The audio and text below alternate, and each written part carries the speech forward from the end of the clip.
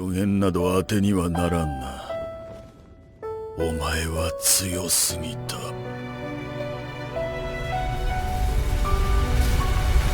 埼玉。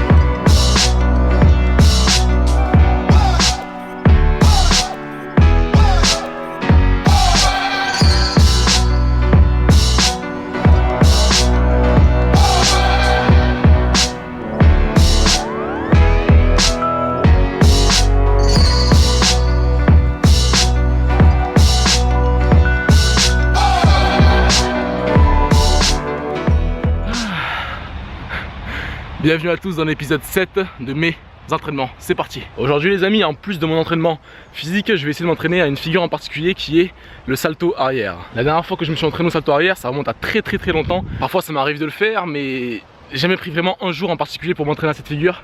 Et du coup aujourd'hui j'ai décidé que ça va être tout simplement aujourd'hui. Mais la dernière fois que je me suis entraîné réellement au salto arrière, c'était en Côte d'Ivoire, en Afrique, c'était sur la plage. Et c'est à ce moment là vraiment que j'ai appris vraiment comment faire le salto arrière.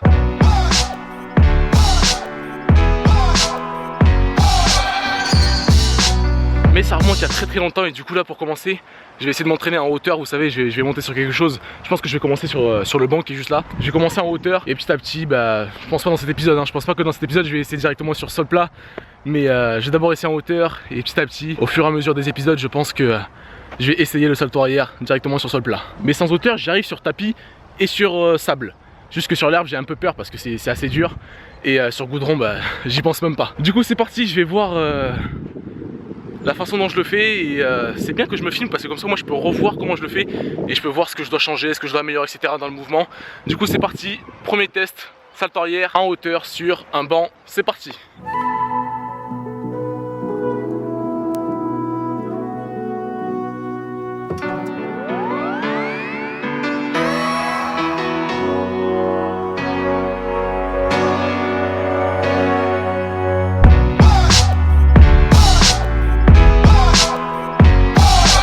Et les gars, c'était incroyable, vraiment, j'ai senti vraiment que je l'ai fait au ralenti. Et comme vous avez pu voir, je pense, parce que j'ai eu l'impression un peu de me protéger avec ma main. Je l'ai pas bien fait, je l'ai pas fait bien droit, les mains bien parallèles. J'ai mis une main au cas où si je tombais et du coup c'est ça mon problème. J'ai trop peur en fait de tomber tout simplement sur la tête. Du coup à chaque fois je mets une main sur le côté pour au cas où si je tombe sur le sol tout simplement, pour amortir d'abord avec ma main. Et du coup c'est vraiment ça le souci, c'est ça mon problème avec le salto arrière. Mais vraiment c'était une sensation assez incroyable. Pendant un court instant tu vois vraiment le monde à l'envers et c'est stylé. Je pense qu'avec la GoPro vous allez vraiment comprendre ce que j'ai ressenti à ce moment là.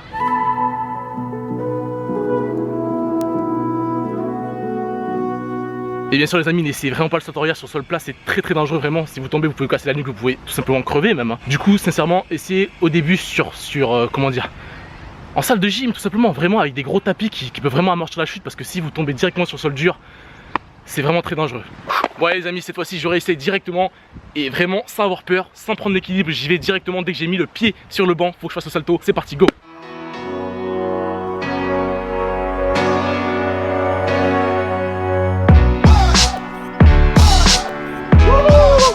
Je suis assez content les gars, vous avez vu comment je l'ai fait? Je peux même réessayer directement, c'est parti.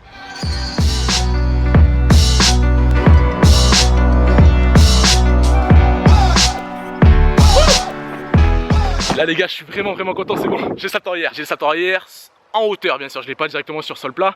Mais comme je l'ai dit, sur sol plat, sur un tapis ou sur sable tout simplement j'y arrive. Mais c'est juste que j'ai peur. C'est pas vraiment le geste que j'arrive pas sur sol plat, c'est juste que j'ai peur de le faire tout simplement.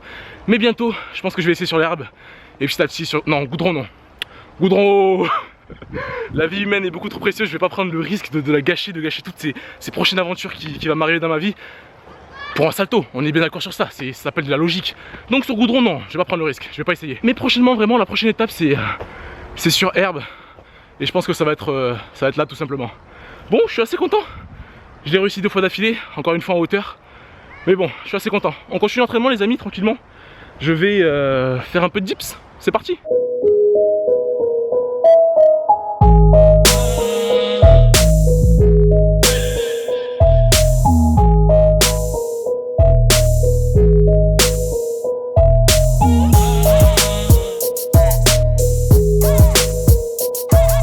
J'aime beaucoup cet exercice car il travaille non seulement le gainage mais aussi la force brute.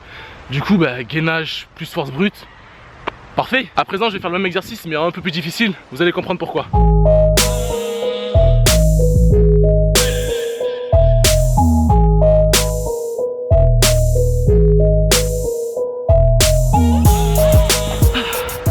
Vers la fin j'ai un peu galéré car j'ai plus de force tout simplement.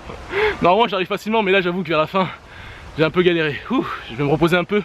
Et on va enchaîner directement avec, vous savez, les cercles qui servent de traction là. Je sais pas vraiment comment ça s'appelle cette machine, mais on va appeler ça tout simplement le cercle aux tractions. C'est parti. Ça fait vraiment du bien de s'entraîner à l'air libre.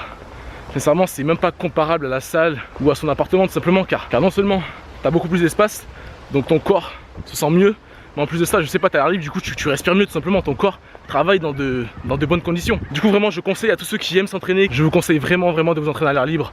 Vous allez progresser plus et ça va vous donner encore même plus envie d'y aller.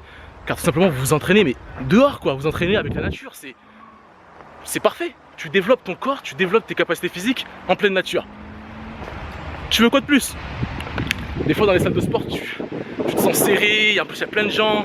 Bon, je dis pas que c'est mal de s'entraîner avec des gens, moi je kiffe, je préfère m'entraîner avec des gens que seul. Car voir la personne progresser, ça te donne envie encore plus de progresser, de la dépasser, ainsi de suite. Du coup ça crée une sorte d'effet de boule de neige de progression. Mais vraiment, comme je viens de le dire, ceux qui aiment s'entraîner, je vous conseille vraiment de vous entraîner à l'air libre.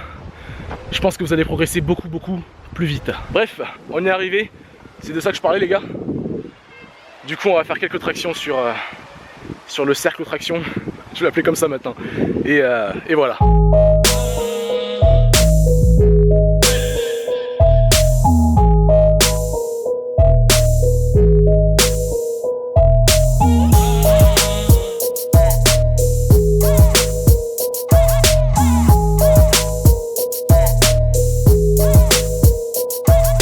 Jus d'orange pressé les gars, je crois qu'il n'y a rien de mieux pour reprendre de l'énergie naturellement bien sûr. Si vous pouvez reprendre de la force naturellement que artificiellement, vaut mieux le faire naturellement tout simplement. Ça sera moins nocif et ça sera plus sain on va dire. Mais personne, j'ai bien dit personne, n'a le droit de critiquer la façon d'entraînement de l'autre. S'il y a des personnes qui veulent prendre des produits pour devenir plus fort, c'est leur choix, c'est leur chemin d'entraînement. On ne peut pas critiquer ça. Bref, on continue l'entraînement, je vais aller directement au vrai barre de traction. Let's go! En tout cas les amis, un très grand merci à vous. J'ai vu que l'épisode 6 a bientôt 100 000 vues, a dépassé les 7000 likes et bientôt 1000 commentaires. C'est juste incroyable, merci à vous. Je ne cesserai jamais de le dire, vraiment si vous appréciez la série, la meilleure façon de l'aider concrètement c'est de laisser un like car c'est tout simplement à promouvoir la vidéo et bien sûr de commenter, ça motive. Et en parlant de commentaires justement là je suis en train de lire quelques-uns de vos commentaires. C'est plus Studio Coco mais Studio Goku. Tu me compares à Sangoku. Merci The faites attention à vous 70. Le blaze. On t'attend à Ninja Warrior XD. Ah, je sais pas si la télé c'est mon truc. Ou tenter les épreuves mais pour ma chaîne YouTube mais pas vraiment devant toute la France sur TF1 je ne sais quoi. Ça m'intéresse pas vraiment. Mais c'est une émission que j'apprécie. Continue cette série, force à toi. Un grand merci à Mehdi. Merci beaucoup, tout simplement. Ah ben on voit que j'ai répondu en plus. Bah écoute, merci encore une fois. Hein. Tu comptes vraiment faire 1000 épisodes? Alors ça c'est une question... je screen vite fait pour mettre au montage après. Ça c'est une question très intéressante. J'ai déjà répondu indirectement à cette question dans l'épisode 6. Vous savez le chiffre 1000 c'est plus une sorte de métaphore pour dire que je ne vais pas arrêter la série tout simplement. Et aussi bien sûr pour dire en gros que mes entraînements personnels sont infinis. Ce n'est pas parce que je vais arrêter la série que je vais arrêter mes entraînements dans la vraie vie. Je vais tout le temps m'entraîner toute ma vie. C'est une sorte de philosophie de vie. Du coup j'ai vraiment choisi un chiffre haut pour me dire que quoi qu'il arrive tu vas continuer. Donc ne faites pas attention à si je vais y arriver ou pas. Le plus important c'est que je continue à sortir des vidéos sur cette série, tout simplement. Excusez-moi les gars, j'avais dit juste avant qu'on allait directement à l'autre action, mais en réalité j'ai répondu aux questions, mais bon, ça m'a permis de me reposer. Et cette fois-ci, on va aux tractions, c'est sûr, c'est parti, let's go. Juste avant de partir aux tractions les gars, je vais tenter encore une fois le salto arrière pour me prouver vraiment que j'y arrive, c'est parti.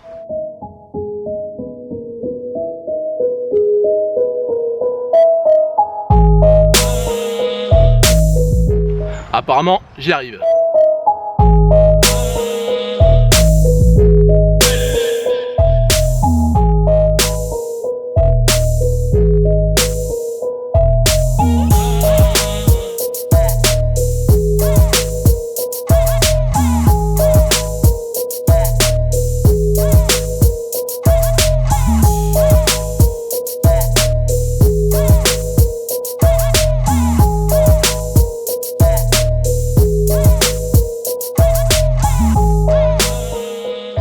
Bon, je vais enchaîner avec quelques pompes et je pense que ce sera tout pour aujourd'hui. C'est parti pour quelques pompes.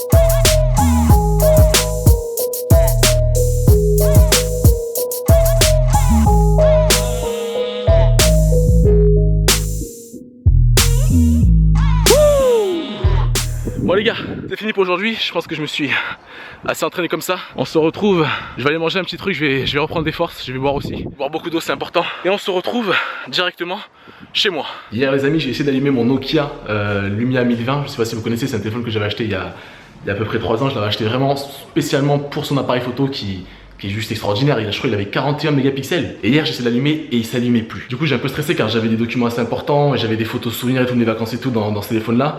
Mais bon, ce matin, je l'ai chargé toute la nuit. Du coup, il s'est rallumé. Mais je me suis dit, je vais pas prendre le risque et je vais racheter tout simplement un autre téléphone. Et il s'avère que je m'étais un peu déjà renseigné entre le Galaxy S8 et S8 Plus ou l'iPhone 7 et 7 Plus. Et je vais pas vous mentir que j'ai eu un petit penchant pour le Galaxy S8 Plus.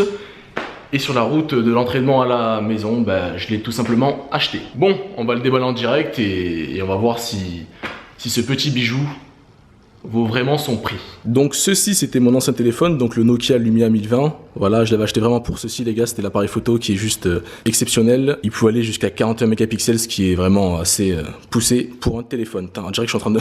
on dirait que je suis une chaîne YouTube de technologie là. Et voici à présent mon nouveau téléphone qui est le Galaxy S8 Plus. Voilà, c'est parti, on va pas perdre de temps, on va l'ouvrir directement. Attends, déjà je kiffe vraiment l'emballage. C'est ce que j'aime chez Samsung, c'est que vraiment c'est classe. Ça je crois c'est le truc qui prouve vraiment que le téléphone n'a jamais été ouvert avant. Allez, on ouvre la boîte. Wow, intéressant. D'accord, ok. Ah, il est vraiment stylé hein. Par contre, il n'y a rien à dire, hein. Il est vraiment beau. On va directement enlever la protection. Waouh, ah je kiffe vraiment le design, surtout sur les côtés là, c'est un peu incurvé. Vraiment, c'est très beau. On va aussi enlever la protection arrière. La couleur aussi est très belle hein. Je valide complètement. Alors avec le téléphone, j'ai acheté une protection écran. Excusez-moi, j'ai reçu un message, j'ai acheté une protection écran et j'ai aussi acheté une protection, la protection complète quoi. Excusez-moi, deuxième message. Vraiment, je pense que c'est vraiment le minimum pour un téléphone qui coûte aussi cher. C'est vraiment le minimum à acheter avec quoi. Donc voilà les amis, je pense que j'ai fait le tour. On va pas tarder plus sur ce téléphone car je pense que la généralité d'entre vous s'en fout totalement en réalité. Donc on va pas plus en parler. Un grand merci à vous d'avoir regardé cet épisode. Un grand merci. Comme d'habitude, n'hésitez pas à commenter, donner votre avis, c'est très important. Likez aussi les gars, ça soutient extrêmement la série. Un petit dernier mot sur le téléphone. Je vous le déconseille. Je vais pas vous mentir, il est très beau, il est magnifique. Mais ceci ne vaut pas son prix. Les téléphones d'aujourd'hui coûtent vraiment beaucoup trop cher. Et bon, je l'ai acheté parce que moi, le mien est cassé, donc je me suis dit, tant qu'à faire, je vais prendre le dernier. Mais je vous déconseille vraiment, ne mettez pas autant dans un téléphone. C'est assez paradoxal en y pensant. Hein. Je vous déconseille quelque chose que je viens d'acheter.